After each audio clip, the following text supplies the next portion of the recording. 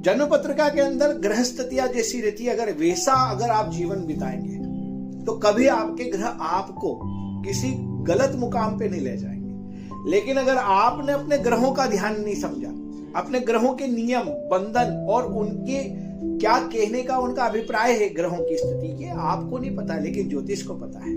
ज्योतिष उस भाषा को समझता है। एक उचित ज्योतिष आपको उचित मार्गदर्शन देगा, और अगर उस उचित मार्गदर्शन के आधार से अगर आप आगे चले तो निश्चित रूप से जीवन में सफलता है। लेकिन क्या होता है कि ज्योतिष ने आपको कुछ बातें बताई, नियम बताए, अगर उन नियमों के आधार से अगर आप आगे चलते गए तो निश्चित रूप से आपकी सफलता क्यों आएगी? क्योंकि आपने उन नियम बंदे, टर्म्स एंड कंडीशन, जैसे कई बार आपने देखा होगा कि मार्केट रिस्क के अकॉर्डिंग वो कुछ ऐड आते हैं और उसमें वो बताते हैं कि भाई ये वाली लाइन, ये चीज आती है ना, टर्म्स एंड कंडीशन की पोजीशन है और मार्केट रिस्क की पोजीशन है, तो सारे दस्तावेज पढ़कर आप आगे बढ़े।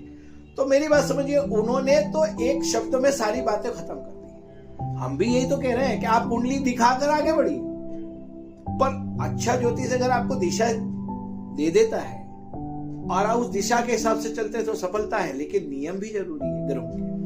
ये नहीं है कि कुछ उपाय कर दिए या कुछ पूजा पाठ कर दिए तो सब कुछ हो गया। कुछ अपने अंदर, अपने नेचर में भी सुधार की आवश्यकता होती है। अगर अपने नेचर के अंदर सुधार नहीं कर पा रहे हैं तो फिर ग्रह अपनी जगह क्या करेंगे? ग्रहों का तो अपना काम है, भाई इतना करा है तो इतना नियम भी मानो।